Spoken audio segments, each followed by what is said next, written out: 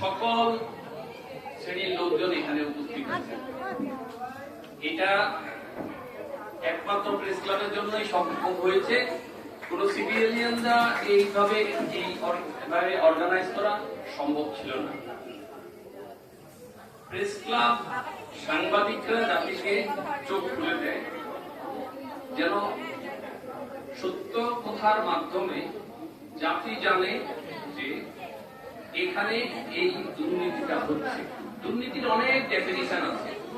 সুতরাং আজকে যারা প্রেস ক্লাবের সভাপতি সাধারণ সম্পাদক হয়েছেন, তাদের কাছে আমার বিনীত অনুরোধ থাকবে যে আপনারা সরকারকে সহযোগিতা করবেন, সঠিক তথ্যটুকু ওনাদের কানে দেবেন এবং সেইভাবে ওনারা আপনাদের জন্য কাজ করবে, চাঁদপুর জেলার জন্য কাজ করবে।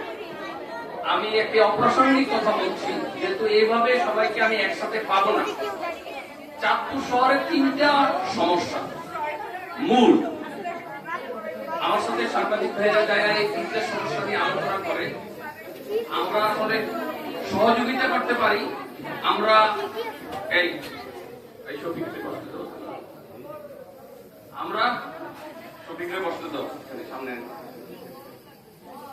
আমরা শুধু আপনাদেরকে সহযোগিতা করতে পারি, কিন্তু আমরা কিন্তু যে তিনটা সমস্যা, এই সমস্যা তিনটা সরকারকেই সমাধান করতে হবে। তার প্রথম সমস্যাটা হলো কিশোর গ্যাং।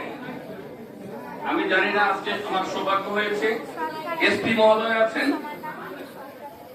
যারা 5ই আগস্টের আন্দোলনে সবচেয়ে বেশি ভূমিকা রেখেছেন, তাদের প্রতিনিধি এখানে আছেন। আমার সাথে একটু আগে পরিচয় হয়েছে মেজর আশিক সাহেব, এখানে উপস্থিত আছেন নীতি মহোদয়।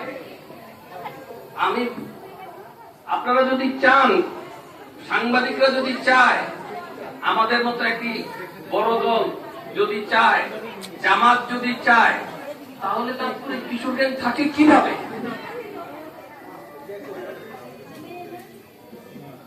আমার বিশ্বাস এটা তো 3-4 দিনের বেশি থাকার কথা না। এবং এরা কারা, এটাও আপনাদের কাছে হয়তো কিছু না কিছু লিস্ট আছে এবং আপনারা সাংবাদিকদের কাছ থেকে আরো বিশদ ভাবে জানতে পারবেন। আমি প্রকাশ্যে এগুলো বলতে চাই না।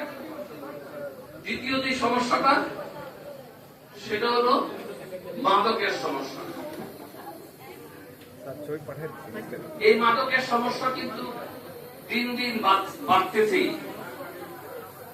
মাদকের সাথে আমরা যেরকম জাতীয়তাবাদী দলের আমাদের চেয়ারপারসন এখন খালেদা জিয়া, আমাদের অ্যাক্টিং ভাইস চেয়ারম্যান তারেকুর রহমানের জিরো টলারেন্স, চাঁদপুর জেলা বিএনপিও তার বাইরে না, তার আমাদেরও জিরো টলারেন্স।